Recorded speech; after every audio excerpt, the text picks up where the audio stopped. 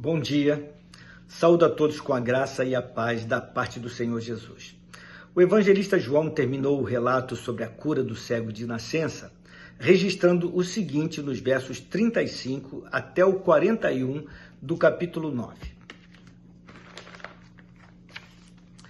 Jesus ouviu que o tinham expulsado e, encontrando-o, disse-lhe: "Crês tu no Filho de Deus?" Ele respondeu e disse: "Quem é ele, Senhor, para que nele creia?"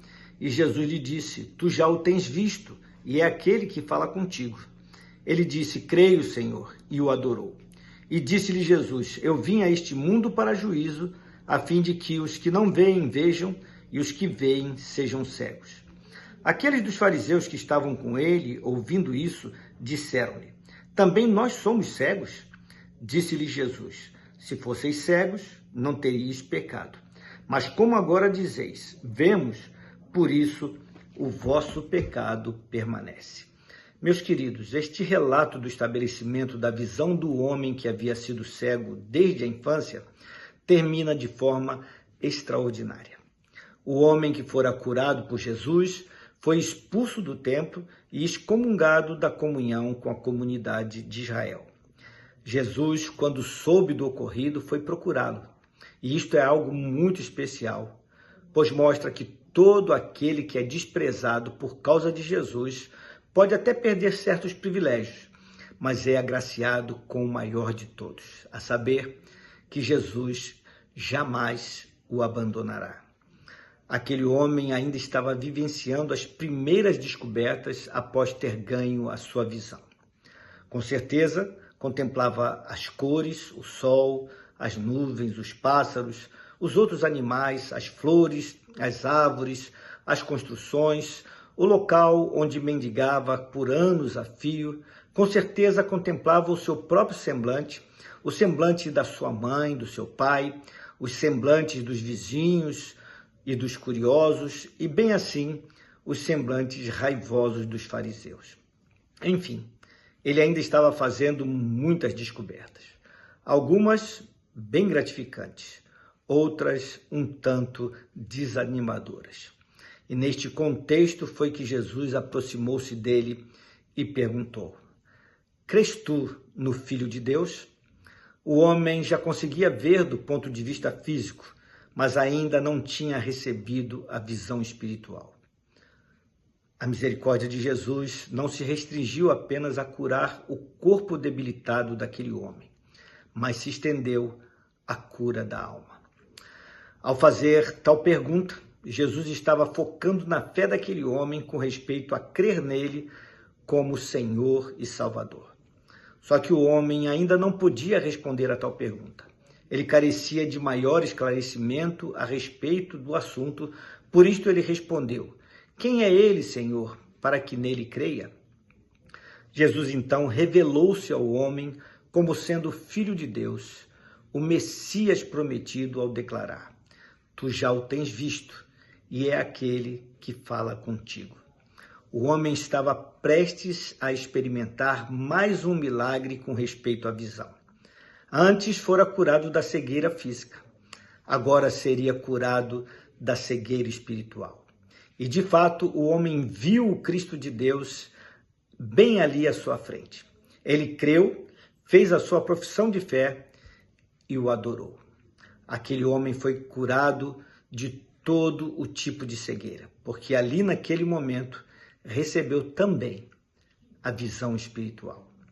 E notem bem, meus queridos, aquele homem não adorou a Jesus por causa da cura física que havia recebido anteriormente, mas sim por reconhecer que estava diante do Filho de Deus. Ele creu em Jesus para a salvação. Como judeu, ele jamais adoraria a um homem comum. Fato é que Jesus revelou-se àquele homem como sendo Deus, e o homem viu a Deus e o adorou. Provavelmente aquele homem prostrou-se de joelhos em atitude de adoração verdadeira.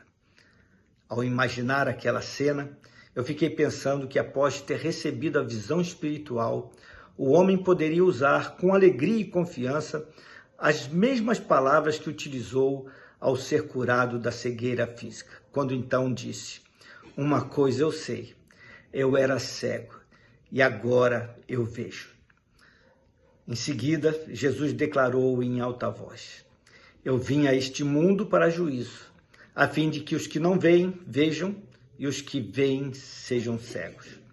Com isto, Jesus deixou bem claro que o Evangelho, ou as boas novas que veio proclamar ao mundo, produz dois efeitos distintos. O primeiro é que os que reconhecem que são cegos passam a ver por crerem no Cristo de Deus. E o segundo é que os que julgam ter visão permanecem na cegueira espiritual por não crerem no Cristo de Deus. Mais uma vez, e de maneira arrogante, os fariseus que estavam ali por perto reagiram a tal afirmação e perguntaram: também nós somos cegos? Jesus então foi firme com eles ao declarar: se fosseis cegos, não teríeis pecado. Mas como agora dizeis, vemos, por isso o vosso pecado permanece. Em outras palavras, Jesus disse o seguinte: o problema de vocês não é a cegueira, o fato de estarem sem a verdadeira luz que sou eu. O problema de vocês reside em não reconhecerem tal condição. Vocês não veem, embora presumam que vejam. Enfim, vocês são incapazes de reconhecer a própria miséria e pecado, e por isso o vosso pecado permanece. Meus amados, o propósito maior de Jesus ter vindo ao mundo foi o de trazer luz a todos os que andam em trevas. Há quem prefira a escuridão, mas há também os que, por conta tão somente da misericórdia e da graça de Deus, recebem a luz que é Jesus. Por tal razão, sendo filhos da luz, devemos continuar a proclamar as boas novas do Evangelho na esperança de que os que não veem passem a ver. Vamos orar? Pai amado, Deus bendito, obrigado por teres enviado teu Filho Jesus ao mundo para iluminar os que andam em trevas. Obrigado porque ele veio tirar a cegueira espiritual dos homens que andam na escuridão. Obrigado porque um dia nós viemos para a luz tão somente pela graça e misericórdia do Senhor, porque reconhecemos em Cristo Jesus o nosso Salvador. Mas ainda existem tantos outros, Senhor Deus, que pensando ver, continuam na cegueira espiritual.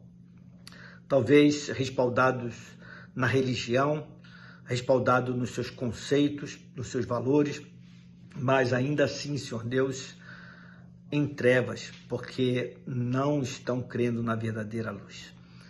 Dá-nos, Senhor Deus, ousadia para proclamarmos o Evangelho da graça a tantos que ainda não veem, para que vejam, para que recebam a luz que é o Senhor Jesus. Para a glória de Deus Pai. Louvamos e bendizemos o teu santo nome e te pedimos, Senhor Deus, que nós sejamos agentes de bênção, que façamos brilhar a nossa luz como satélites, Senhor Deus, que projetam a luz da estrela maior, como a lua reflete a luz do sol, possamos também em nossas vidas refletir a verdadeira luz de Cristo para as pessoas à volta, a fim de que vejam também. É a oração que fazemos a Ti, no nome santo, no nome precioso dEle, daquele que é a luz do mundo, o Senhor Jesus Cristo. Amém.